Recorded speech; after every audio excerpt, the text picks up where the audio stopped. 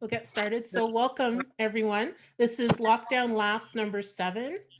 And my name is Simone Holder. I'm the host of this show, and we've got a wonderful lineup for you. I know all these people personally. They're hilarious. They're very talented, and you're going to enjoy this show. A few housekeeping items before we get started is if you don't want to keep your camera on, that is totally fine. Okay, let me just let some people in. If you don't want to keep your camera on, that's totally fine, but please keep your microphones open because we're comics, we're insecure, we need to hear the laughter, okay? So, but we don't want to hear, we just want to hear laughter. We don't want to hear you having sex or sucking dick or whatever other shit you're going to do. If you're going to do that shit, please put yourself on mute, okay? What about heckling? We don't need to hear that. Are we allowed to heckle? At your own risk. If you want to heckle, at your own risk.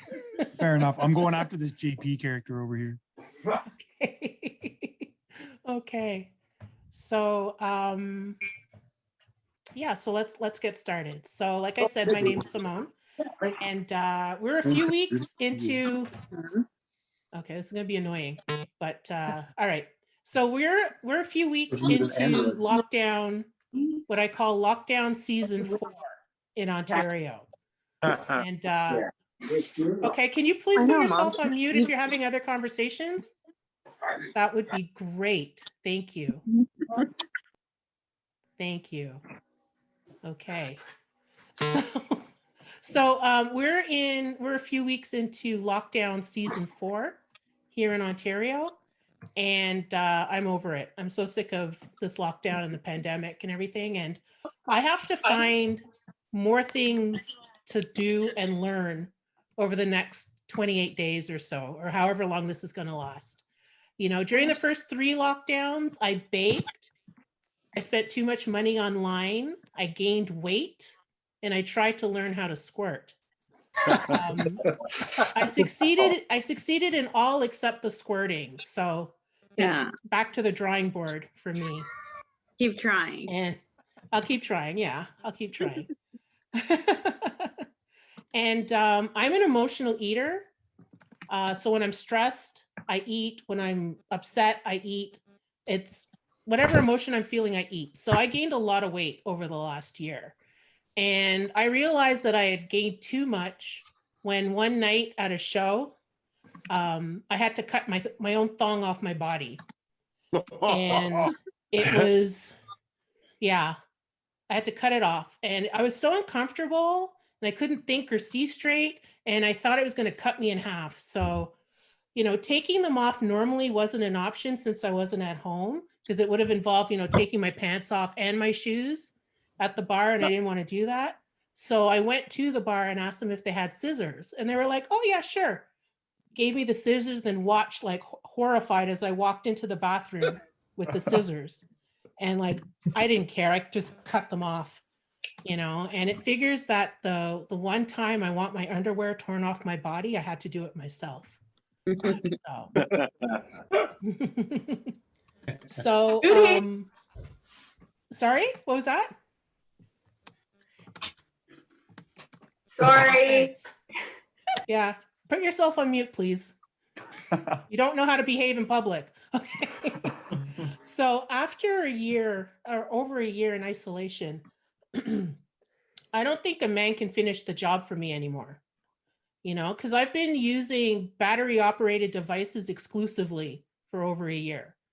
And, you know, sure, you know, a guy can do things that a toy can't, like kiss me, choke me, and spank me. But at the end of the day, I'll be throwing a bunch of toys at him and saying, you know what, pick one, just pick one. And what's that? You want to use your tongue? Oh, that's really cute. That's really cute. So unless your tongue can vibrate like a Hitachi magic wand, no, pick a fucking toy and let's get this done. You know? So when men approach me, I can usually tell if they're interested or curious. And I do not have time for the curious man. You know, because on top of being extremely bangable, I'm a bucket list item to the curious man. you know, and if his objectification of women involves liking them a little old, a little fat, and a little exotic, then I'm the freaking triple crown of dating bucket list items. And like in dating scenarios, I'm often asked, you know, where are you from? And I really hate that question. And my answer is Montreal. And that's always my answer because that's where I was born and raised. And many times that's followed by, I mean, originally, where are you from? Again, my answer is Montreal. And for some people, this still isn't enough. And they push further. They're like, no, like originally. And so I just say the womb. And that usually shuts them up. That usually shuts them up, you know? And the thing is, it's like, why must I be from somewhere else? Like, why is it so inconceivable that I was born and raised in Canada? You know, like, don't you hear my thick Canadian accent? Like, it's so annoying. Not my accent, just the question, you know? And I had a guy tell me on a date once, he goes, you look so African. Are you sure you're not from Nigeria or something?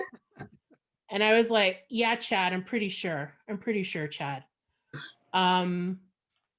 You know, we have like my family has like distant connections to Africa, but we haven't been African in like a couple hundred years, you know. And I did an ancestry test a few years ago, and my cultural makeup is 82% sub-Saharan African and 18% European.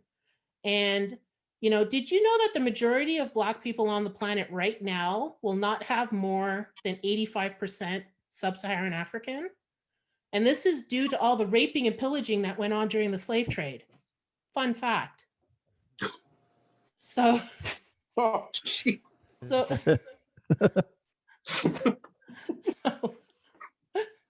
so a few weeks ago, I was a casualty of a cyber hate crime. And it happened when I declined a random man's textual advances. And he got really mad and he called me a fat N-word whore. Yeah, I know. He said I was fat. And like, I'm well aware that he didn't actually use N-word. Like, he said the full word. He went full on with the hard grr at the end and not the softer, more acceptable ga. And, you know, if he had just called me a fat whore, I would have been like, oh, that's fair, you know, but he had to go all hate crimey on me. And I'm like, a whore? Really? A whore? Like, why is whore the go-to for men that we won't sleep with? Why is that? Anyway, I aspire to be a whore. You know, I haven't had enough sex, or, you know, I haven't put the mileage on this puss to qualify as a whore. Okay? Not enough mileage. You know, a hussy maybe, but definitely not a whore. So, okay, are we ready to get this show started? Woo! Yep. Okay. So, our first act is very new to comedy and to the Ottawa comedy scene. And I've performed with him a few times and he's very funny. And tonight is his debut on Lockdown Laughs. So let's give a huge welcome to Bilal Mammes. Oh, woo! Woo! Oh, thanks, guys. Oh, what a welcome. This is great. Oh, Okay, this is let my me give- first let- Zoom show. Let me find you so I can spotlight you. Oh my gosh, there's a spot. Oh, yeah, because my lighting is just Yeah, the so worst I can ever. so I'm we in a can all basement. see your beautiful face. Oh my There you gosh. go. Oh, this is great. Hi, guys. So thanks for having me. It's my first Zoom show. Oh man, especially during a lockdown, it's very appealing. Guys, I've come to realize that every single lockdown that I go through, I end up just eating the worst fucking foods possible. Just deep fried, delicious poison every day. Like this morning, for example, for breakfast, I ate cereal, but instead of cereal, it was all dressed chips. And instead of milk, it was sour cream. So I've been basically treating my body worse than people treat toilets at Burning Man. That's what I've come to realize about these lockdowns. Although I have learned a lot about myself. I learned that I can get so high that I can mistake my bathroom air freshener for Axe body spray. That's my left armpit has been burning for 2 months. I should probably call a doctor. Fun fact, guys, unlike Axe, the scent of lavender only makes your grandmother want to fuck you. That's yeah.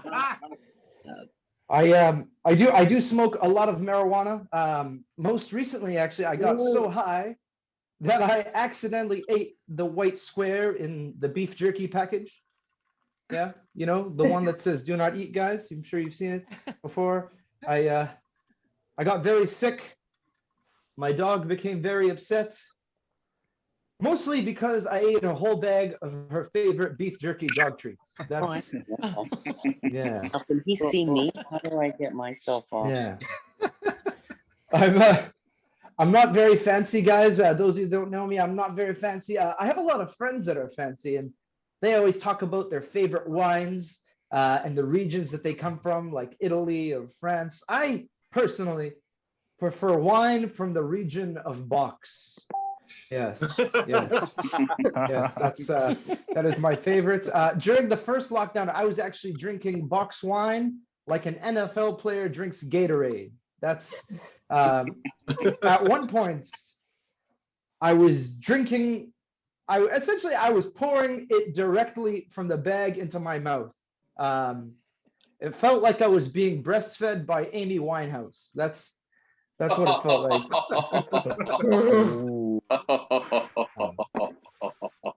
Yeah. Fuck you, Amy Winehouse. No, she's great. Guys, in other news, my wife and I are trying to decide whether or not we will be having talking dogs. I mean, kids. That's what we're trying to figure out. She wants to have kids.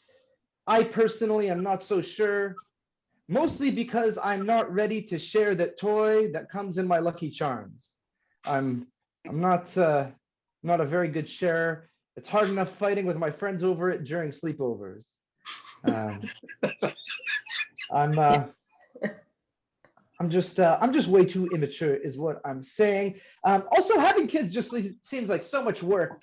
You guys ever see new parents at a grocery store just paying attention to every single move their kid is making while looking extremely stressed and exhausted, almost like two prison guards escorting a convict in public? That's kind of what it feels like to me. And also, kids are fucking stupid.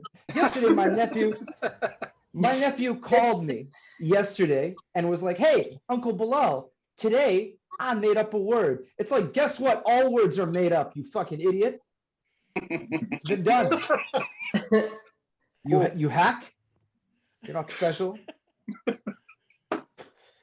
And this is my favorite part, guys. My favorite part is about this whole fucking kid thing is that parents are responsible for keeping their kids alive, which is ironic because their kids are doing everything they can to kill them.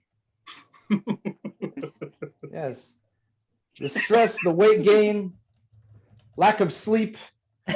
Why the fuck would I want to share my home with an ungrateful murderer? Yeah. I'm of the Arab persuasion, the Muslim kind. My family and I are very different. They're practicing Muslims while I love to eat bacon, which means I need more practice, guys. That's what it means. Being a non-practicing Muslim has its limitations. Like I can't go eat at a shawarma place during Ramadan. I can't do that. I'm just eating my food, and this hungry ass Arab dude and his wife are just staring at me, just in disappointment, piercing my heart. Probably spat in my food. I know because it tastes way more garlicky. Yes, we produce garlic in our saliva science. Growing up, my white classmates often made fun of me for my lunches. probably because it was non-Western food and they were mad that it actually had some flavor. That's what I think. What I think it was. My white friends, on the other hand, ate those Lunchables prepackaged, meat and cheese snacks, which are really just charcuterie boards for poor people. Let's not kid ourselves. I did grow up with a lot of poor white people, and they rubbed off on me quite a bit. I'll put it to you this way: as a kid, I was so white that I went to a radical Islam meeting in hopes of meeting other Muslims that were into skateboarding.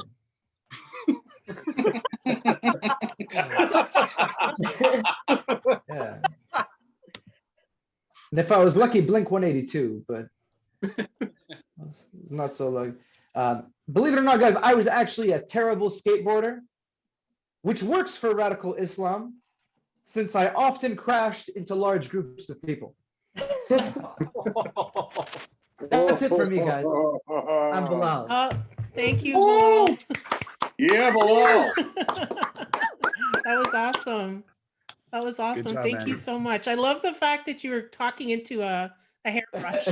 That was awesome. Yeah, I've decided to try the hack prop comic thing, So That was awesome. Thank you so Yeah. much. Okay, so let's keep this moving. So your next act is a talented comic from Ottawa, and we last performed together in Alexandria in March, and he was fantastic.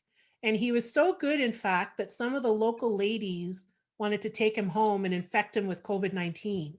Yeah. So let's give it up for Peter Saran. Woo! Peter. Thank you. I like that intro. It makes it sound less like I had sex with these women and more like I was a rescue. Thanks for that. Come on, Sarah, let's save this brown guy. It's okay. Hi, everyone. Yeah, my name's Peter. There's not much to say about me other than I grew up in Brampton. If you don't know Brampton, it's the brownest town in Ontario. Its main import is Indian cousins, and its main export is white people. So it was hard growing up with a white name like Peter Saran, surrounded by a bunch of brown kids with brown names, because they always tease me for it. Call me shit like Peter Pumpkin Eater, Saran Wrap. One guy liked to call me Peanut Saran, which sucked because his name was Suck Deep. I was like, you trying to say something, bro? Like, I'm very confused. But Brampton's a fun place. We have our own way of saying hello to people. Like, we have something we call a Brampton handshake. That's when somebody from Brampton stabs you. So fun place. But yeah, as Simone said, I spent 7 years of my life in Ottawa. It's where I know the majority of the white people that I know, so it's fun. And I love Ottawa, and I love working there. One of my favorite places working there was a little coffee shop you might know. It's called Starbucks.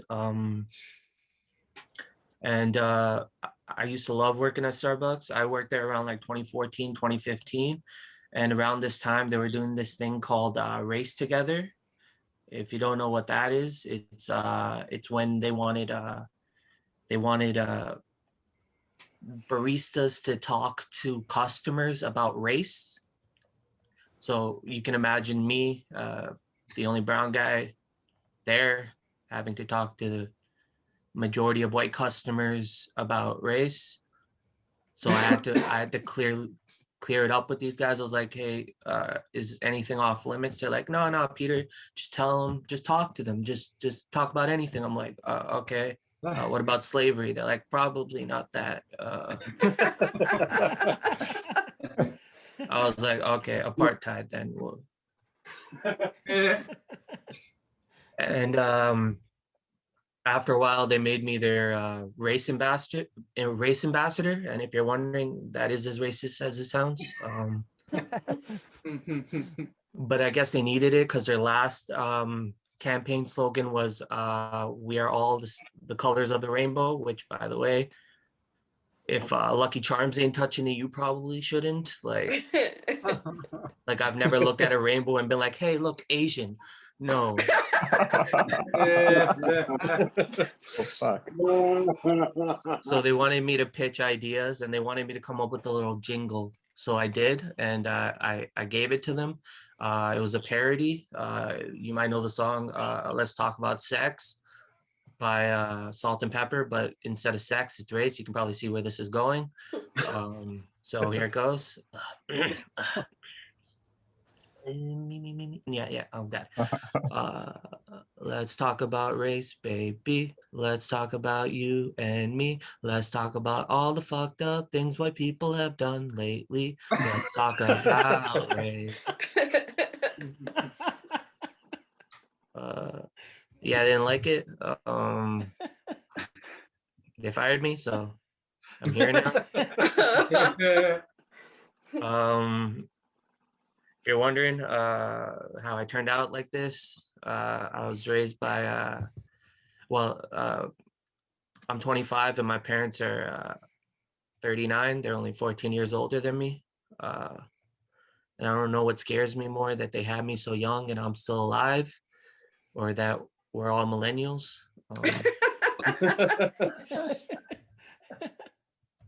And growing up was weird. Like when I turned 13, my mom started doing this weird thing where she'd start putting condoms in my lunch bag, which was weird. Do you know how fucking hard it is to trade condoms for snacks? Like they'd be like, I'll be like, oh, you got Dunkaroos? Do you want a Magnum? Thanks, Mom, I guess. Which, by the way, I think my mom treats condoms the same way other parents treat hand-me-downs. He'll grow into them. Yeah, that one's for me and only me. But it's also a very terrifying thing to learn about your father, so that's fun. Yeah, that takes a minute.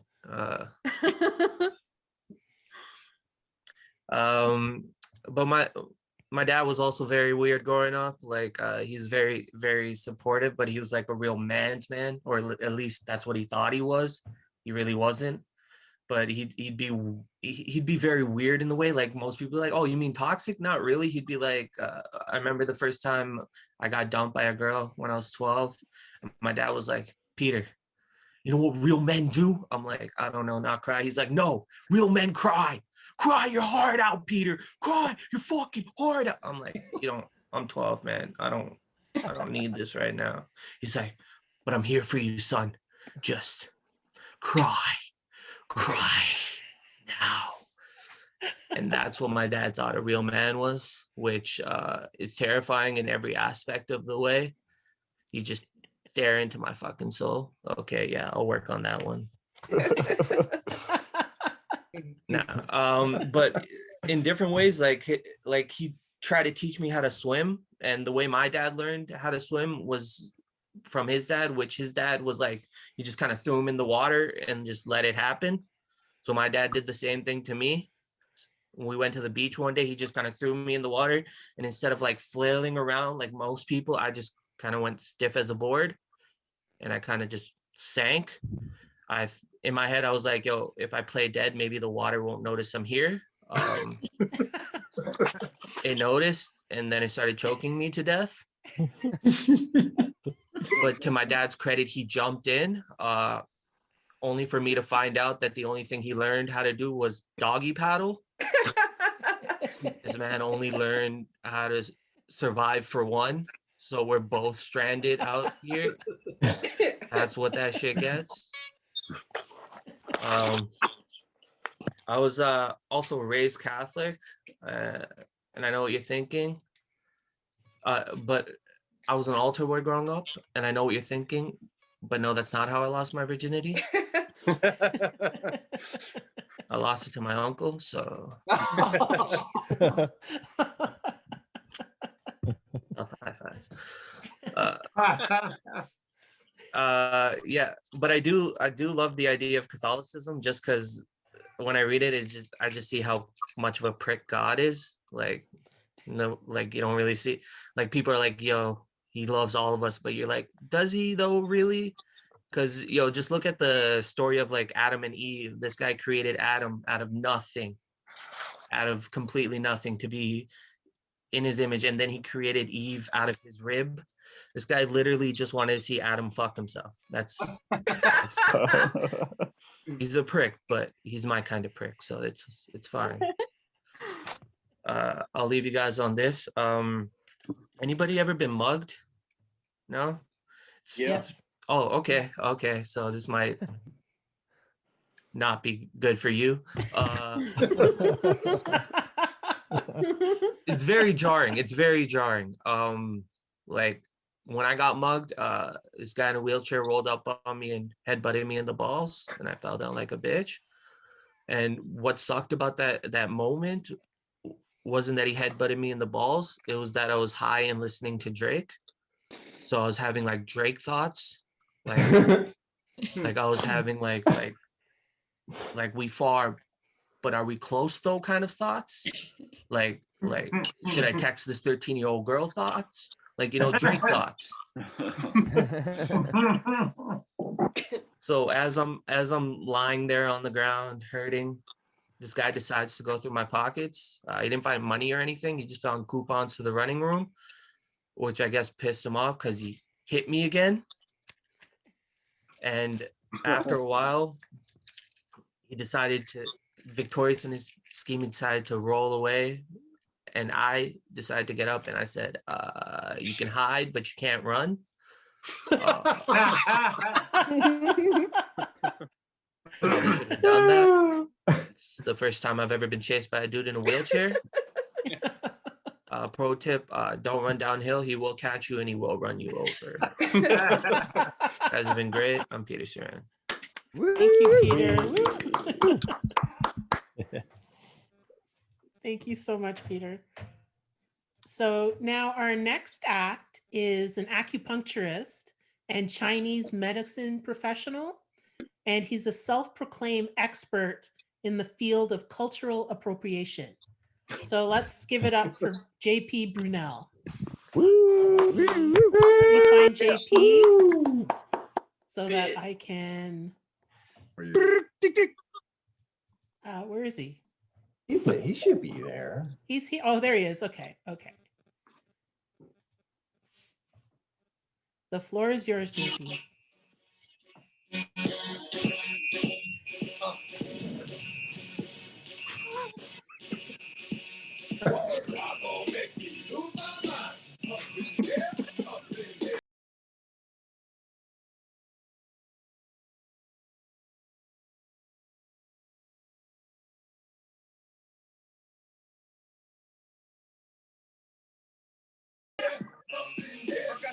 Woo! Gong hei fat choi, everyone. Gong hei fat choi. How is it all doing?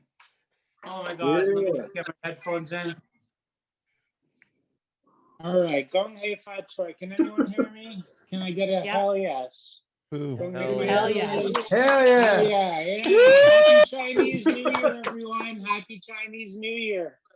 I decided to play a little bit of DMX Purdy Up before I started the show tonight, mostly because DMX famously died this week, and I will famously kill myself after my set.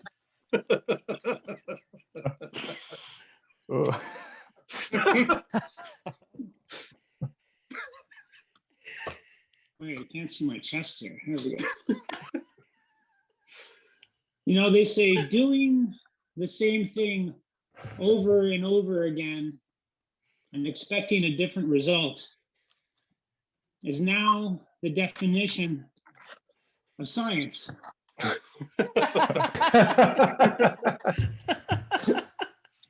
I hope everyone's doing good. We're 13 months into our 2 weeks to flatten the curve.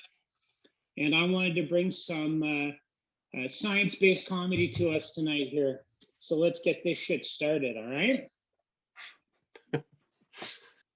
Now, COVID-19 will kill less than 1% of the people it infects and 99% of small business.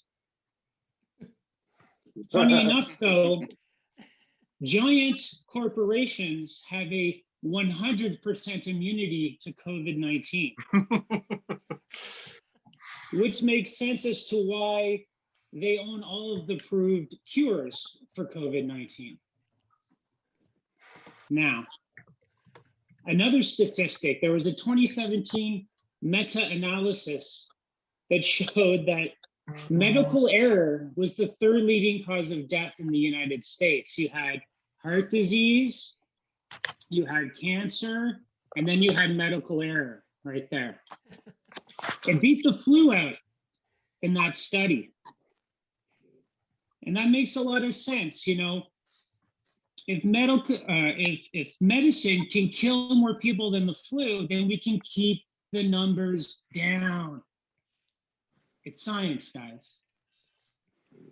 Now, I like to use sanitizer. Anyone else use sanitizer? I use it all the time. I'm a true believer that keeping health and clean is the best way to do it is by chemically peeling a layer of skin off your body every 20 minutes. I have moles on my back, and the more I use it, the more they just melt away and turn into open sores.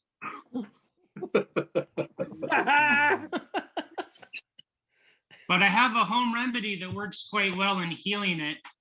I use 1 part Manuka honey and 2 parts placenta, and it clears right up. I'm working on a new invention for COVID where I take sanitizer and I put it into my humidifier because COVID is airborne. And I don't know, I've been doing it a year and it must be working because I've never had COVID.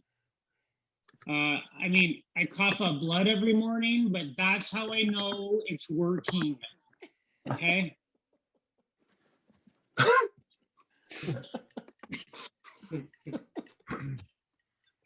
We're gonna get the vaccine soon, and that's great. In the United States, you can get the vaccine and they give you 1 free donut every day for a year if you get the vaccine, which blew my mind because I had no idea. I've been in healthcare almost 20 years and I had no idea how healthy donuts were for you. Apparently for the second dose, you get a free carton of Marlboro Lights. But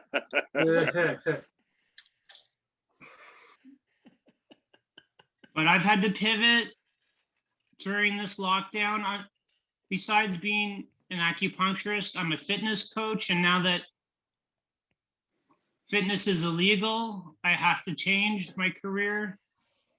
Although I'm glad they outlawed fitness because it was getting pretty scary out there with all those people dropping dead in the streets, you know, from fitness.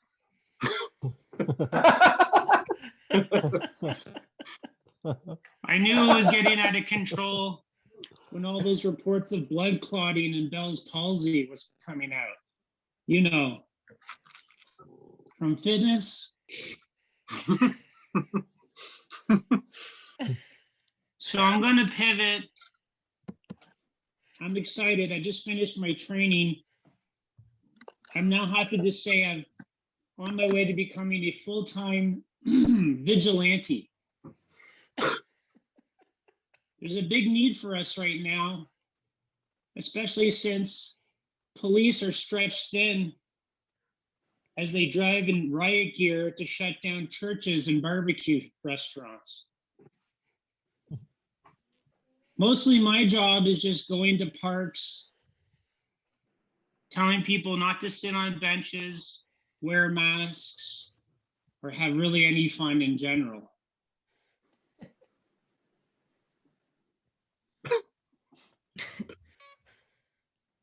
I'm excited though at the end of my training because I get my service weapon and then I can really start to clean these fucking streets up.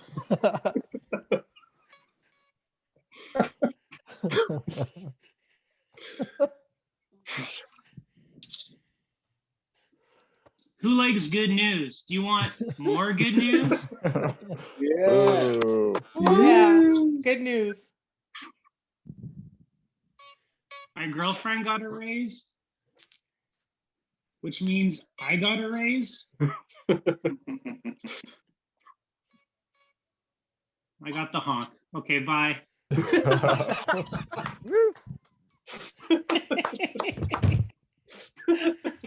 JP. Thank you. Thank you. I don't know what we just witnessed, but it was awesome. Thank you so much.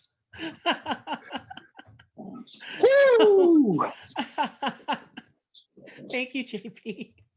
You're welcome. Okay, Thank let's you. keep this moving. So your next act is a very close friend of mine, and she's been killing it on therapist couches across southeastern Ontario. Please welcome Ashley Perna. Woo. Woo! Yeah. Thank you, guys. Can everyone hear me okay? Yep. Yep. Perfect. So my name's Ashley, or as my therapist likes to call me, her retirement fund. Honestly, I am so neurotic that when I type R, my phone auto-suggests, "You mad?" I panic so much that Fitbit thinks I'm a cardio queen. And like, I have like a 278-day streak in Duolingo because I do not want to disappoint a fictional owl. I also have lupus. So between the aches and pains caused by the lupus and the shortness of breath caused by the lupus and the dry cough caused by all the weed I use to treat my lupus, I am constantly shouting, "It's cannabis, not COVID, I promise." So obviously I long for that vaccine, mostly because I dread those COVID tests. I mean, they're pap smears administered nasally. I long for the days when my brain was somewhat less swabbed than my cervix. So who else feels just like, I don't know, fucking confused lately? Right? I mean, Yeah. one day Doug Ford's like, "The malls are open." And the next day he's like, "Why the fuck did you go to the mall?" I mean, dude tries to avoid blame and responsibility so much. I am shocked I haven't dated him. One thing I really wish I'd stocked up on,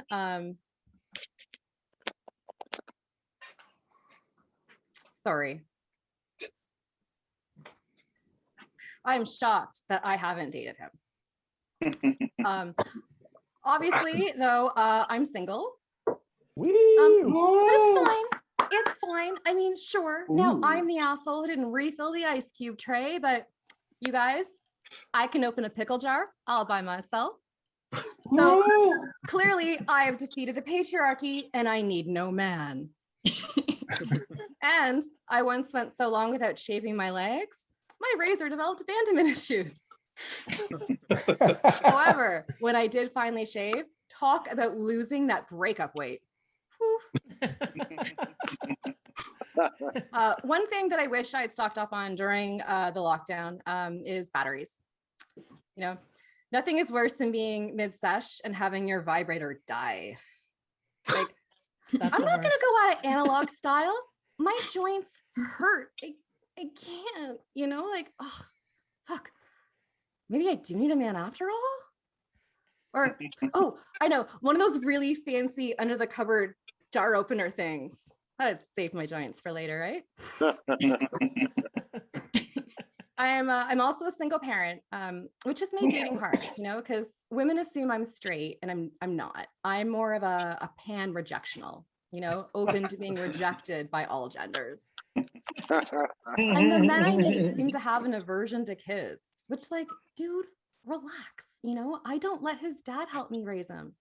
Trust me, sweetie. You and your We the North flag for a curtain have nothing to worry about. And single parents also don't have time for shit like Netflix and chill. Right? Like, sitters are fucking expensive. We got a Disney Plus and fuck,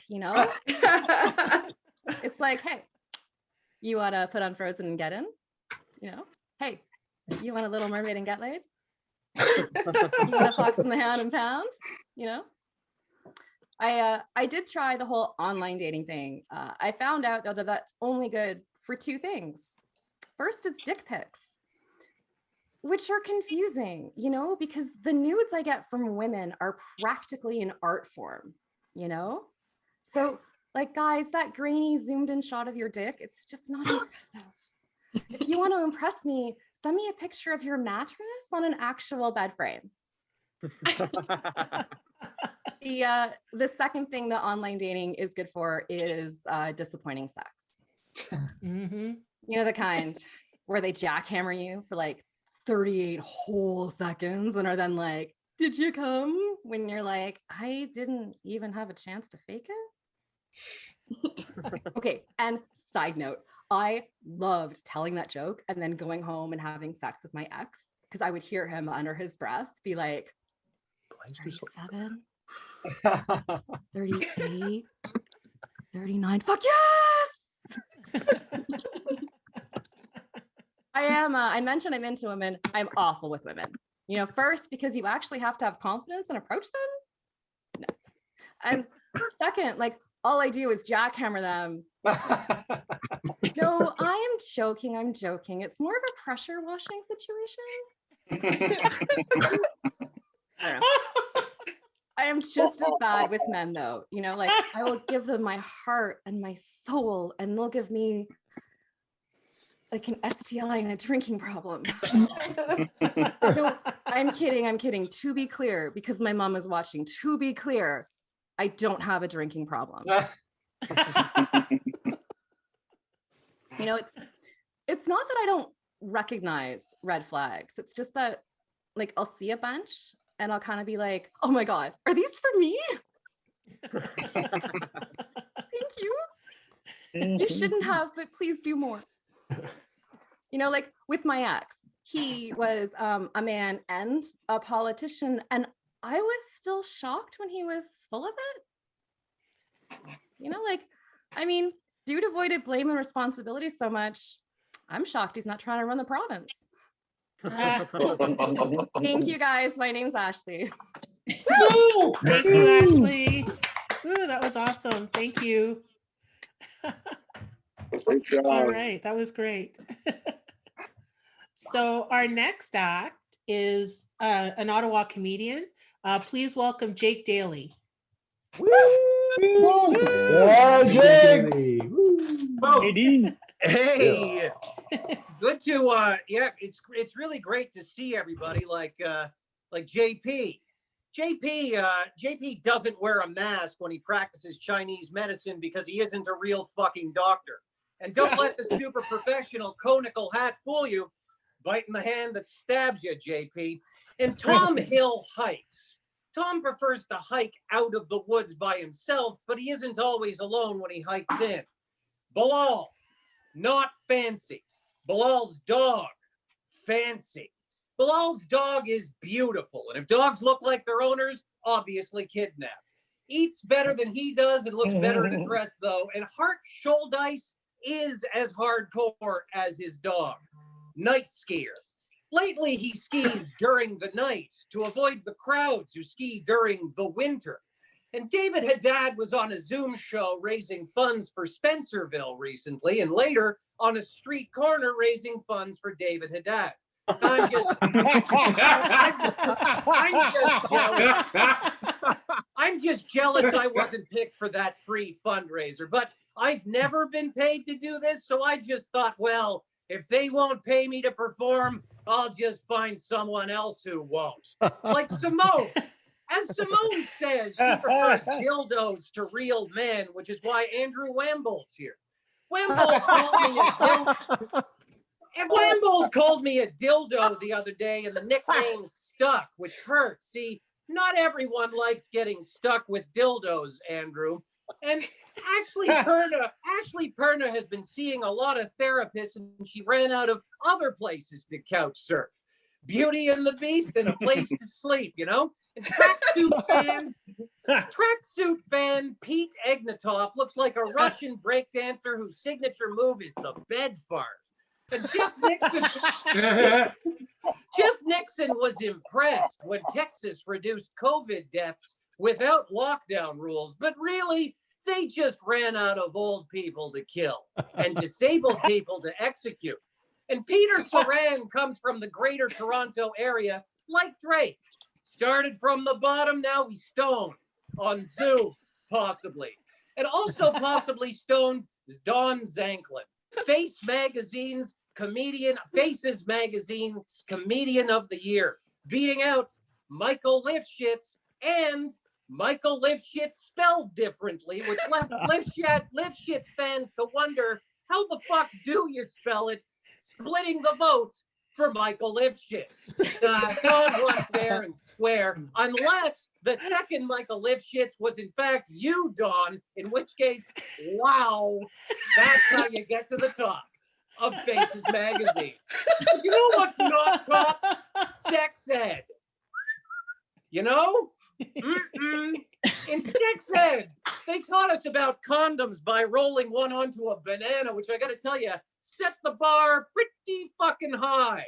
I've never had a banana in my pocket, no matter how happy I was to see you. And anyway, just more school bullshit I'd never use in real life, you know?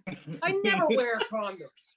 Like when women ask, do you have a condom? I'm always like, why? Do you have an uglier sister? And what would I do with a condom anyway, right? Buy it dinner? Who am I protecting myself from? I know where my hand's been. It's rarely clean, benign tumor on the right ring finger there, but I trust it. I mean, no one else should trust my hand, but we're close. We watch porn together, porn sites, home of the dating ad. Dating ads are weird to see on a porn site because they're advertising their number one competitor, sex. Nothing will cut into your bottom line like a girlfriend, Pornhub. And another weird ad on porn sites, boner pills. Pornhub, I don't want another boner. I don't even want this boner. I want to get rid of it fast, hence the porn. It's like you're in the ring selling fight tickets to the boxers, Pornhub. I'm trying to finish this fight, not go more rounds. We're past diet and exercise, Dr. Kevorkian. Let's just pull the plug here.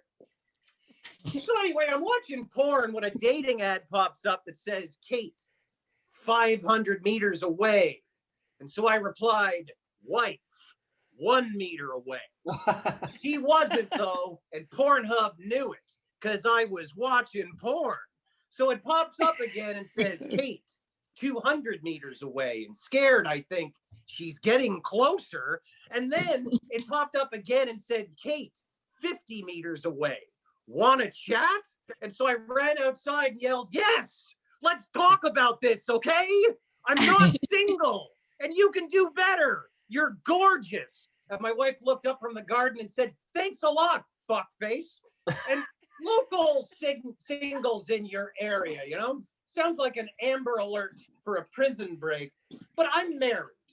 No kids, though. We got married too late for that. Some people wait until marriage, but we waited until menopause to avoid teen pregnancies by never having any teenagers. I mean, we have 2 teenage boys at home, but you neuter cats early, so no grandkids. In fact, you have 3 kinds of people out there. People who have kids, people who want to have kids, and cat people like me who don't want to have kids, find them dead on the floor with half a face, doing what I love, you know, feeding the cats. and death. Like in those Netflix murder shows my wife loves. See, she prefers the staircase and making a murderer to the bedroom and faking an orgasm, which I can't give her because she loves bad boys. Really? Bad boys, apparently. Overheard her saying, living with this guy 10 years and I'm still living. He's no bad boy. He couldn't kill the lights in a power outage, but we both love Netflix murder specials and bad boys, you know, both waiting on a bad boy to come in and end this marriage. Find me hard long before rigor mortis set in. The puddle of blood wouldn't be the only wet spot in the room, knowing my wife. And we almost made our own bad boy once. And a baby. Whew. Can't walk, talk, shits himself, man. Talk about a bad boy. That dude sucks. But my wife had other plans. Plan B for bad girl. Making a murderer of my wife, I guess. But I'm no bad boy. But I have been to the drunk tank. And has anybody else been to the drunk tank? Anybody been inside? Yeah, right on. Tom? Oh, okay. Nice. Yeah, it's like prison, but you're alone in there, so it's even scarier. And to survive, I thought of that prison show, Oz, where to survive, you blow your skinhead cellmate on the toilet. And I didn't have a cellmate, but I did have a toilet, even head.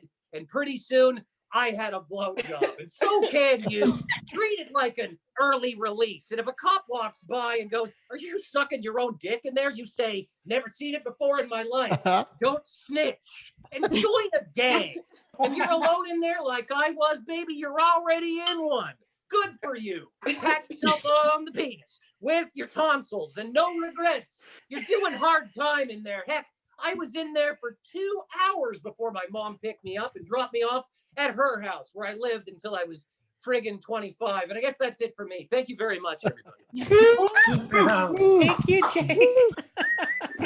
That was amazing. Thank you so much. So we'll keep things moving. And your next act is he's a certified weirdo. Okay, he's a good friend of mine, I guess. And this is his first time appearing on Lockdown Laughs. Like, I finally wore him down and got him to perform here. And it's a good thing that this show is on Zoom because he can get very spitty because he speaks very moistly. Let's give it up for Jeff Nixon. That's a lot of lies off the top there. So, it's a lot of like horrible, it. mean things to like say it. about your good friend, Jeff Nixon. All right. So I wrote like 30, 35 jokes. I'm going to just read them to you guys. I hope you enjoy these jokes. Woo! Shut up. I didn't do a joke yet. Okay. Here's some COVID jokes. If you don't come out of this quarantine with one of the following: less hair, a smaller penis, or a strange and spooky string of accidents, then congratulations, a witch has not been casting spells on you.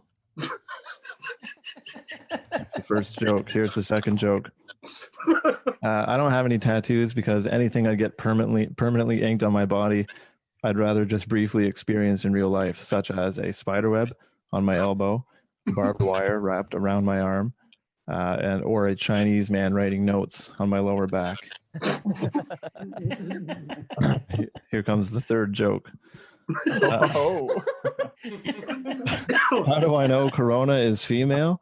Because it restricts the amount of fun you once had, will kill you if you don't get all dressed up when going out, and has an arbitrary 6-foot rule.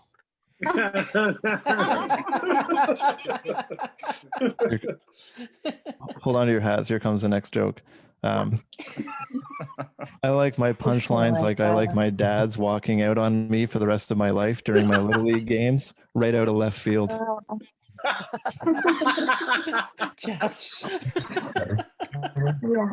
right, that one went better than I thought it should have, but here's the next one. I haven't bothered wearing a mask ever since they reported that the virus lives in our asses and can be farted out. I mean, I'll do what I can to fight this thing, but wearing pants, over my dead, naked, farty ass. Am I right? I'm sorry to get so political here, guys. I'll tone it down. So I'm single. That's apparent, and I use sex apps. I mean, dating apps like Tinder. And there was a lady, and her bio just said, "Swipe left if you support Trump." It's like, lady, you're 37 with 4 kids and a Mickey Mouse shirt and 2 of your pictures. I'm pretty sure God swiped left on you 20 years ago. Thought I'd roast a random lady from the internet here. Back to the hardcore political stuff. Mimes haven't said a peep about all this racial injustice this entire time.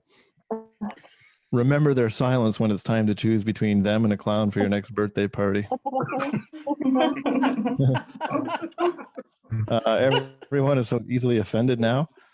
So I've been practicing walking on eggshells, and I can't even do that right. This Robin is pissed. Do you get it? Like I was stepping on the bird eggs, but when I was a kid, I used to think twins came out at the same time, but from different holes.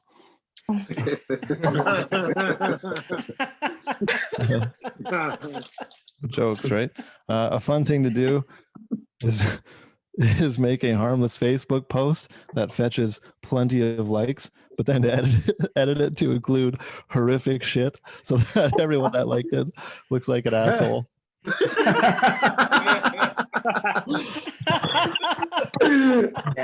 That's just like a personal fun thing I like to do. That's how I ended up in jail. That's right. All right, back to the jokes here. My doctor thought that the joke I made about my ass having a crack in it was silly until he realized that it was horizontal. Because ass cracks are vertical. I feel like a lot of you guys didn't understand that one. How about a choose your own adventure style autobiography where every 10 to 15 pages there's an option to just kill yourself? Get them reading young. That's what I say. Anyways, I watch a lot of UFC, and I also watch a lot of porn, which kind of sucks because sometimes I forget which thing to do with my fists. That's a fisting my own ass joke. Dude, let's tone it down here. Eating McDonald's after not having it for over a year is like falling off the wagon and landing in a pile of diabetes. This joke here says, I like my steak like I like my ability to afford it. Rare. That's a late night joke, I guess. I don't know if I Here's another late night joke, guys. I put my pants on one leg at a time, just like everyone else. And I use a catapult to blast cardigans on my body, just like a few people I used to know. They're dead now, and yes, it was catapult related. There's a couple of dark ones for some reason. He died doing what he loved, killing himself. This one just says, wish these demons in my head would respect social distancing. Am I right? Simone, how am I doing on time? I got another notebook here. No, you're good. You got 2.5 minutes. Oh, wonderful. Let's crank some more jokes out here, my friends. Yoga poses are like shadow puppets, but instead of your hands making bunnies, it's your body making people think you're gay.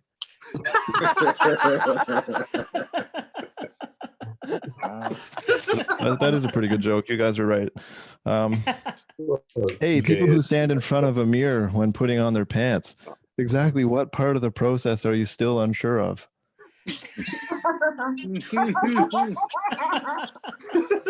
This one's for all you movie buffs out there. I want to remake that movie, Scent of a Woman, but instead of Al Pacino not being able to see, it's Joe Pesci, and he can't get hard.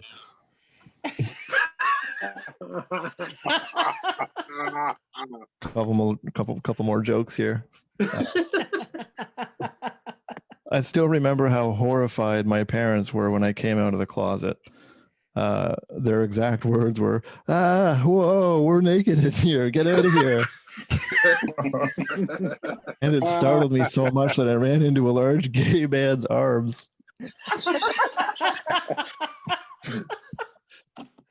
Have a couple more jokes here in another book I found, so we'll just wrap it up. I wonder if my cat thinks I cry while I'm cutting an onion because the onion is just constantly reminding me that I don't have a dad.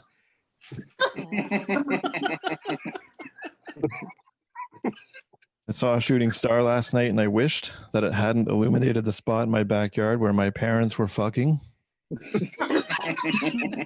See, we know that joke's not true because my dad's dead from the previous joke, right? So, Oh. right? Okay, here's a fun one about clowns to bring the mood back up. I got into a serious car accident the other day. It was a rear ender. It was my fault. Someone died. I pulled a clown out from the burning car. He was alive and I felt like a hero until I was hit with 827 charges of manslaughter. Do you get it? Because it's good time with the clown horn. Perfect time. Just two more quick ones, Simone, and then I'll go to bed here.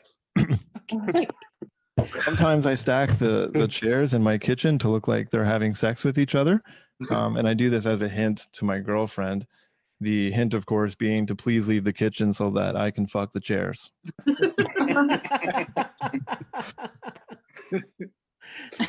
This one's pretty racist, so I'm just going to end my set there. So thanks a lot, guys. Thank you, Jeff. I told you he was weird. Oh, man. Thanks so much, Jeff. Okay, let's bring up your next act. And what can I say about him? He's a dear, dear friend of mine. And our friendship was solidified last summer when we were assaulted on the mean streets of Kingston by a meth head. He's a vital part of the Kingston comedy community, and he's talented and hilarious. So let's give it up for Pete Egnatoff. Woo! Woo! Hey, yeah. Let's give it up for let's give it up for Simone. Let's give it up for the show. Everybody else that you saw here. I can't believe it, you guys. We did it. We made an hour and a half before the first meth reference. That's pretty good, I think. Yeah, it's good. It leads me in perfectly to all my meth stuff. Who's behind the marketing idea for that? When I was a kid, they just called it speed. Huh? That sounds way better. Am I right? Who wants to fucking do meth? I want to do speed all day. Sounds great. When I was a kid, I remember watching this fucking news piece on this drug dealer who fed a bunch of his friends speed, and they all just did speed for 2 weeks, and they built a giant treehouse, probably the equivalent of $1 million mansion, like 60 feet up in the trees in the middle of the woods. That sounds dope. What do you hear about whenever someone fucking smokes meth? It's always out of Florida, and it's always like some guy eating some other guy's fucking intestines on the freeway, and the cops had to shoot him 35 times. Which sounds better? Fucking, I will hang out with Speedy Gonzalez all day, okay? But Methy Gonzalez, get that guy the fuck away from me. All right, let's do more drug stuff. So I lived in Toronto for a while, and I saw this great piece that reminded me of those times. It was a story about TTC doing like random drug testing on their drivers. And people were pretty outraged because they found out that 3 drivers were like actively either drunk or had alcohol in their system or were on drugs, which sounds pretty bad, right? 3. But then you realize that the TTC has like over 12,000 employees. And if you do the math, that's like less than 0.1%. I think that's pretty good. I've worked in a shift with fucking 12 guys and 3 of them have been fucking drunk. Okay, so if you do the math on that, take it less than 0.1%, then fucking 25%. And one of them is driving a fucking forklift 300 miles an hour through the fucking warehouse. Sounds like a good time to me. Don't put Methy Gonzalez on the fucking callbacks. Fucking, what else is good? Oh, I had a shitty bus driver the other day, to keep going on the bus stuff. And this, fuck. I'm already falling apart. I haven't said that. Oh, this is a brand new one, okay? Go easy on me, David. Don't roast me too hard during this set. We're like Yeah, a minute David. late for the bus, so he starts rolling, but luckily we were going towards him. He stops the bus, opens the door, and the first thing he says is, "I'm not supposed to pick people up on the street." And I just said, "Okay." Like, you opened the fucking door, guy. You could have just kept going if you're really not supposed to do this. I got a little butthurt at him, and I was thinking today, like, fucking, if that was a hot chick, he would have been like, "Oh, I almost missed you. Come on in." And then I started thinking bus drivers probably have the best pickup lines, right? Like, and then I wrote some. Where the fuck are they?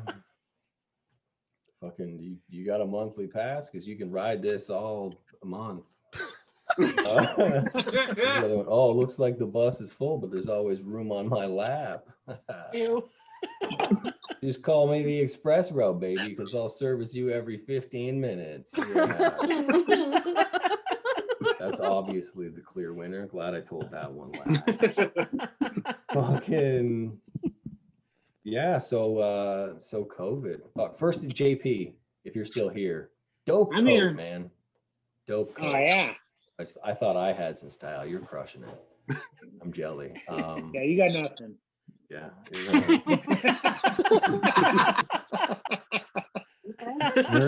You're right. COVID. I wanted to talk about how fat I'm getting.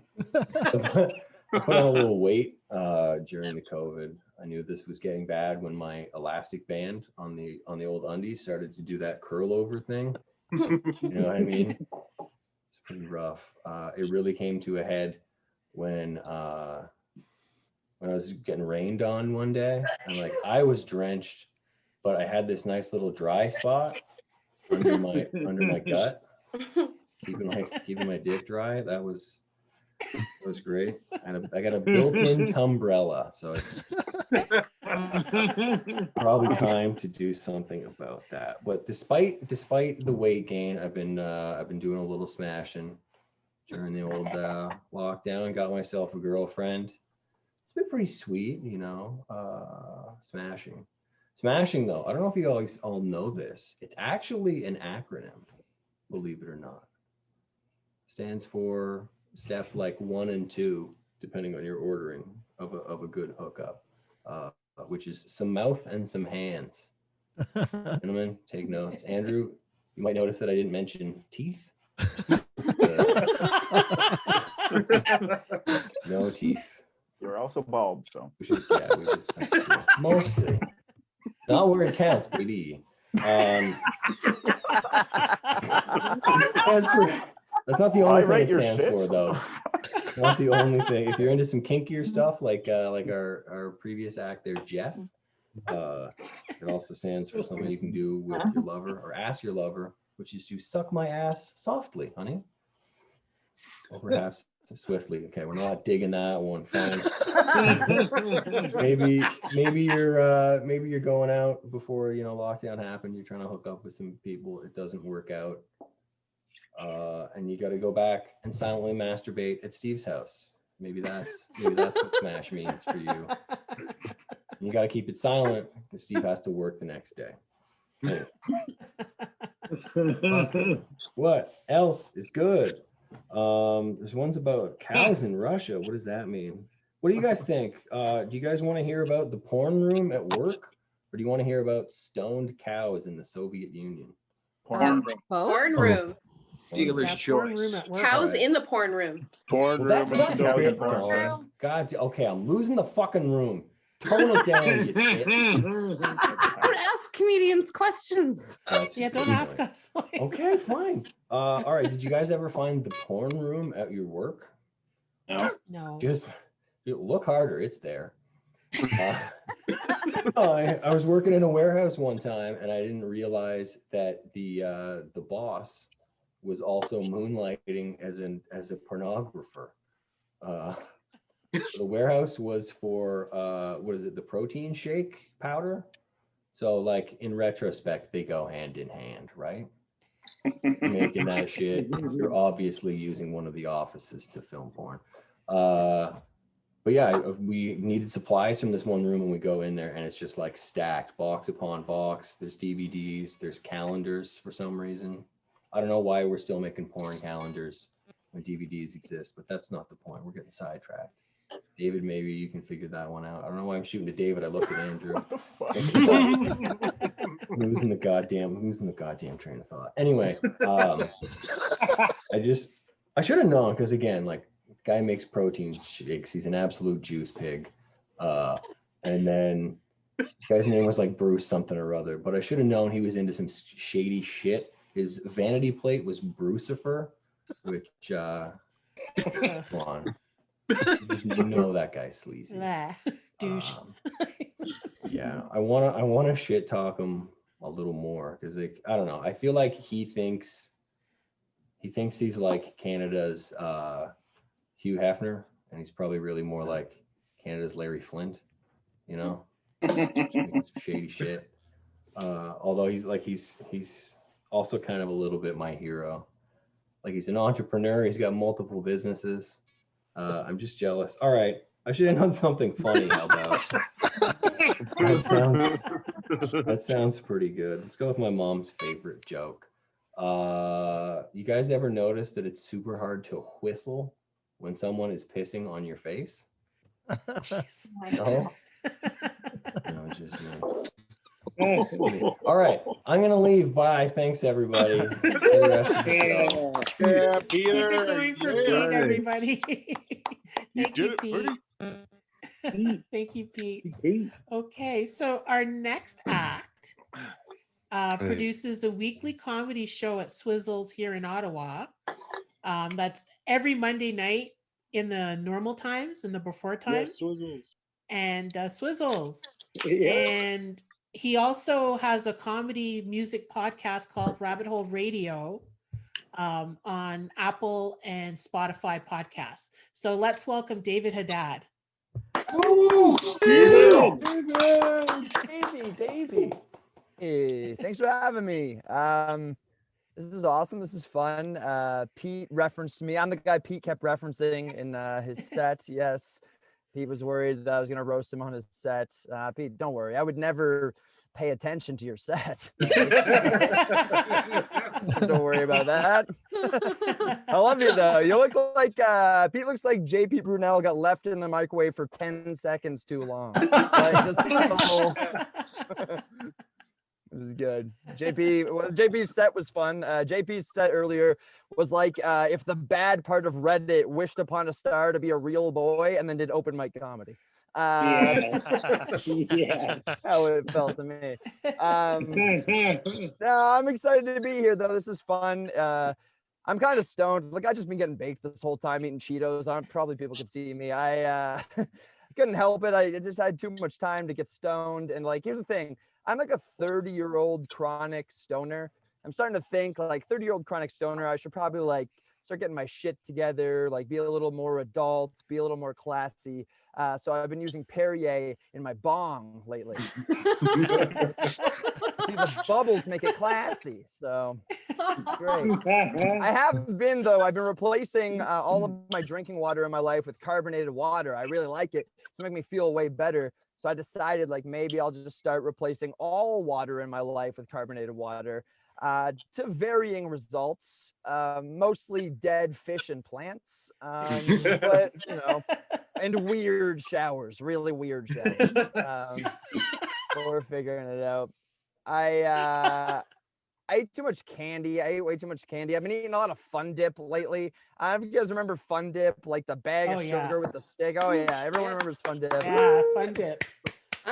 There has never been the candy that has felt like candy not trying more than Fun Dip. You know what I mean? Like, it's just sugar. It is just sugar. That's all. At least other candy pretends to be other things, you know? Like, at least will shape itself like other things to trick your dumb idiot brain.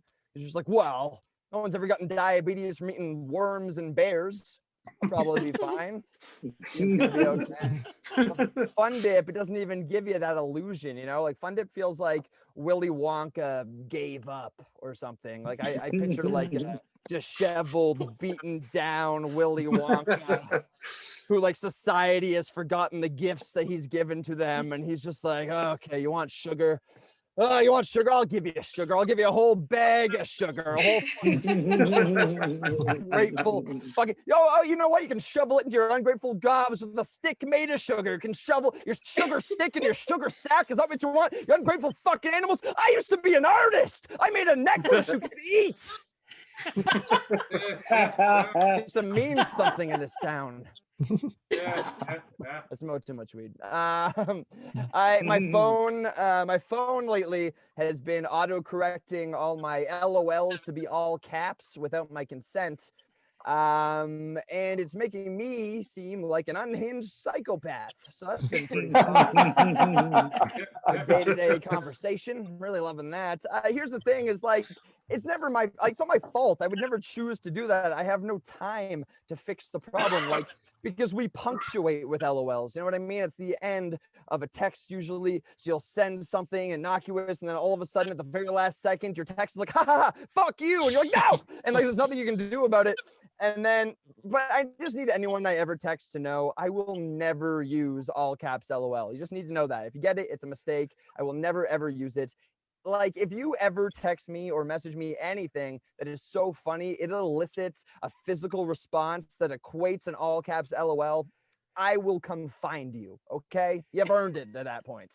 I'll come give it to you in real time. Maybe not real time, might not be the same day, might not be that week. It could be years later where I see you and I'm just like, oh my God, Ben, David Haddad. Oh my God, so good to see you. Remember that time you texted me that picture of a dog riding a skateboard?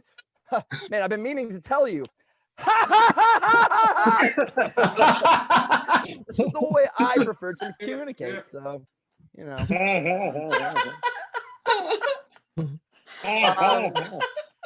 I've been drinking a little bit lately. I blacked out a while ago. I've blacked out a lot in my life. It's the thing that happens. I think it's okay. Sometimes I tell people that I've blacked out drunk, and they respond feeling really bad for me because they've never blacked out in their life. But I always actually feel really bad for anyone who's never blacked out because you're just walking around remembering everything. That sounds horrible. I don't want all of that. Fucking take a day off. You know what I mean? Just crack back a 40 of wild turkey and lose a couple days. Like, take a load off. You know what I mean? Life is short, but it could be shorter. All right. This is the way I like to think about things. Blacking out drunk is weird, though. Like, when you wake up the day after blacking out and you're putting everything together, it's very strange because, like, you have all this new information, but none of the context for how you got any of it, right? So you have, like, bruises or puke down your shirt or, like, an angry text from an anonymous number, and you're just like, man, I have missed some plot lines somewhere along the line here.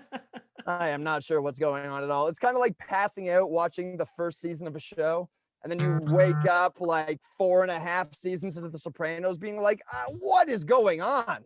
You take one too many shots of Sambuca, all of a sudden understand the character development of Polly Walnuts at all. It's fucking bullshit. It's weird, like blacking out drunk and trying to figure it out the next day. Like, it is like TV because, like, it's like when you talk to your friend who was there and remembers how you were, and he's just like, hey, man, did you catch last night's episode of fucking You? You're just like, I mean, I saw a bit. I was flipping around. I caught a bit of it. I got the end, I think. I got the gist.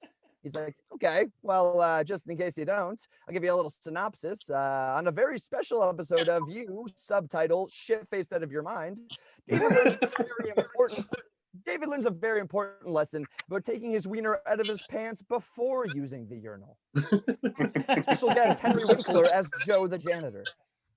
It's a great lesson. I'm a dog walker in the city. I've been walking a blind lady's dog all through this whole ordeal that we've been doing, which I know sounds really nice, but I'm about to make fun of her on Zoom for no real gain. So how nice can I be, right? And the thing about walking a blind person's dog is, I don't know, it's very strange to me because blind people, they'll sit around and they kind of overthink things. They get kind of in their head and paranoid, and they overthink. So she'll sort of project that onto me, right?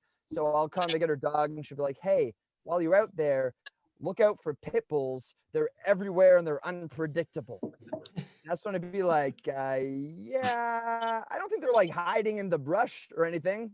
I think it's like dog nom out there. I'll probably be okay. Not too worried about that. But she'll get a little more crazy and she'll just be like, hey, don't walk the dog on Bank Street.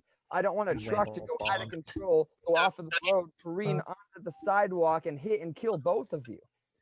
And that's when it'd be like, you know, I can see, right? It'll probably be okay. I just want to come back to her and be like, oh my God, you'll never guess what happened. I was walking on Bank Street. A truck went off out of control, went off of the road, careened onto the sidewalk, just went past us, crashed into a building, almost killed us, didn't hit us at all. You'll never guess who was driving a pit bull. You're right. Those things are absolutely go down. Anyway, I'm David Haddad. Thank you very much. Woo! Yeah. Thank you so much, David. That was awesome. Thank you. That was awesome. Thanks. We're at our feature act. So, so your feature act is a good friend of mine, and she was recently named Best Comedian in the 2021 Faces Magazine Ottawa Awards. And she's also a wife, a mom, and a blurred. And a blurred is a black nerd. I'm a bleak, a black geek, but whatever. So let's please welcome Dawn Xanklin. Woo! Yeah. Woo! Hey, everybody. Can you hear me okay? We can hear you. Yeah. Excellent, excellent. I first of all, give a big hand to all of the comics you heard from tonight, and a big thank you to Simone for putting this together. Not this is a lot to stay up past my bedtime, so I really appreciate it. Thanks for the spot, Simone. And especially thank you to our audience. A special call out to Ass Blaster for the service announcement. If you're still there, appreciate it. I will watch out and not get my ass blasted. That is on my to-do list. Speak for yourself.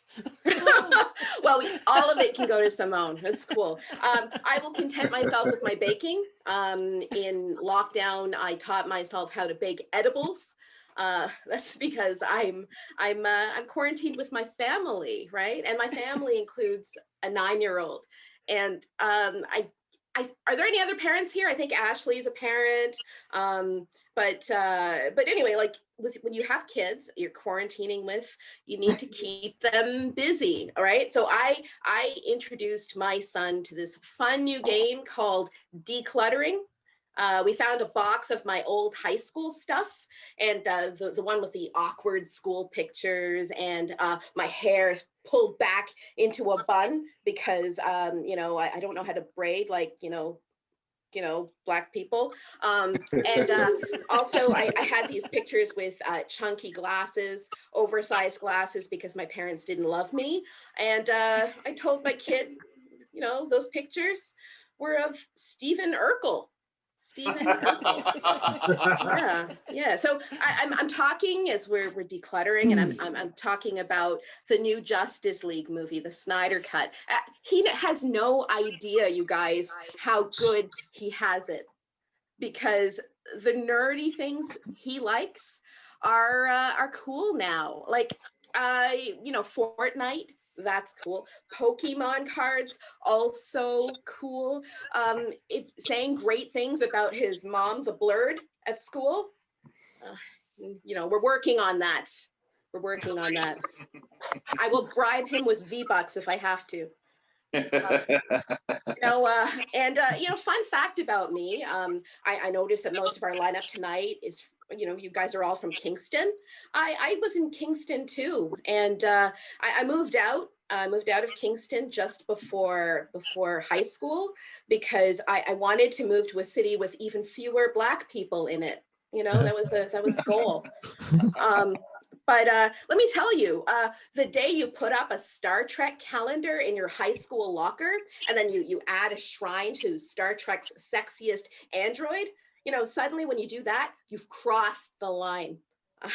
You know, it's a lot. But like if you're a math nerd, which I am not, you have to do the calculus on that last joke. And you can tell that I'm old if you do that. I'm actually 47 years old. And thank you so much. And being 47 means that last year when I turned 47, I had to look up what WAP meant.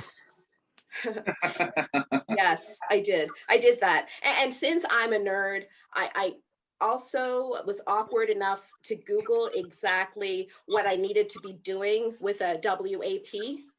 Yeah. Yeah, it was a little messy, like fun stuff. So my people, the Black nerds, you know, at our last meeting, that's when we decided that we wanted to be called blurs.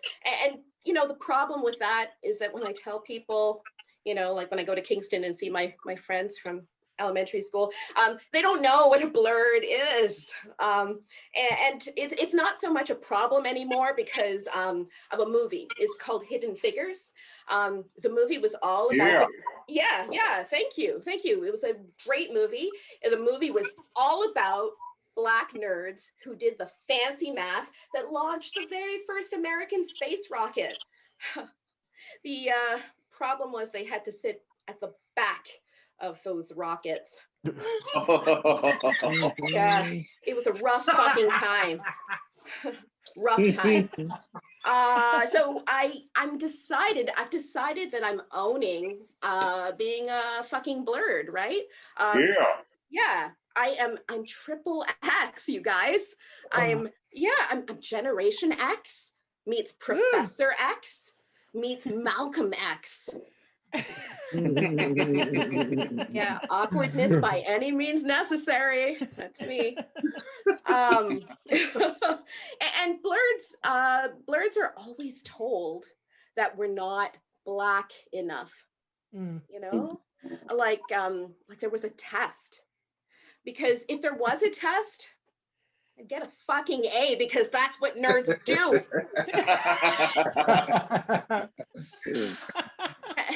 And I mean, it takes a lot of work to be a blurred. I mean, you have to read constantly. In the before times, that meant a lot of trips to the library. And I always took out a ton of books. Like, you know, have you ever tried to carry a ton of books when you're running from the cops? Not easy when you're a blurred. Oh my God, this room feels so white all of a sudden. Okay, all right. Let me break it down with something you might be able to understand. Games. There's lots of games when you're a blurred. And I'm not talking about Dungeons and Dragons, friends. I'm telling you, I roll the dice every time I walk into a comic book shop and the clerk looks shocked to see me. Like, are they shocked because I'm a woman? That I'm a Black woman? Or that I'm not necessarily looking for the latest Black Panther issue? Yeah, but damn it, if they have a copy, I'm fucking taking it. I'm taking it. You know? They know me. But you know, I might also shock these people because I am walking into their store and I'm not their demographic. I'm a little bit older. People always tell me that I don't look 47. I guess that's because of science. The science is called Black Don't Crack. Woo! Yes, that's the science. Take that, flat out earthers. But this guy, he tells me that he's figured out how to guess my age. He says, what you do is you lean in really close, you lean in, and you count those rings. Yeah. That's one smart gynecologist. Oh my God. Yeah, but you know what? But ultimately, being awkward and using words like ultimately tells you that I'm a blurred. But I learned a couple of cheat codes that got me through university. Okay, there were 3 small words that led to big geek hard-ons, like erections every time. Call me Uhura. Fucking time. Okay, and then there was a 6-word buzzkill, 6 words? 6 words. Anyway, I'm not a math nerd. Star Trek 5, The Final Frontier. You know, that always killed the mood. And then there was Star Wars wisdom. Do or do not fuck. There is no try. Or feel this force, baby. You know, that was great. And then sometimes when I'm trying to make things end on a positive note, I would say size matters not. You know? That was good. Nice. And then I'd give them a sucker, and then they'd be fine. And I'm so awkward that I used a Lord of the Rings book to land a man. That's not even the joke. The joke is that I'm in a mixed marriage. I'm in a mixed marriage. See, he loves Star Wars, and I love Star Trek. It's controversial, you guys. He likes when his villains do force chokes, you know, and I beg mine to put their phasers to vibrate. So if you do the math, you'll know that our kid thinks that we're both losers. It's true. It's true. I do love Star Trek, and I wasn't joking about that. I want a Star Trek future where folks of every color and every species get along. Plus, I want a robot in every house. You know, not just one that vibrates. If I had a robot in my house, there'd finally be a being in the house that does what the fuck I want. So I want my kid to also imagine a future that looks like Star Trek too. I want him to believe that he can do anything, right? Like live in that universe. That would blow my mind. But I know that it wouldn't work for someone like me. There aren't a lot of jobs for a control freak blurred in space. I mean, in a Star Trek universe, some jobs just don't work. Like I couldn't be a ship's captain because I'd say red alert. And then I'd go over to the helmsman and make sure he pressed the right button fast enough, right? And then instead of saying, make it so, I would tell the crew exactly how to make it and what so meant. And also, it would be really difficult to captain from the vacuum of space because that's where they're going to throw me on the first day.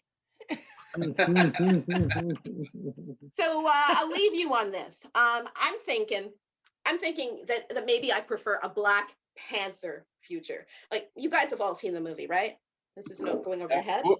Yeah. So like, I'd never seen anything like it. Like, you had new feminist characters, a complex culture. It was a world where colonizing was irrelevant.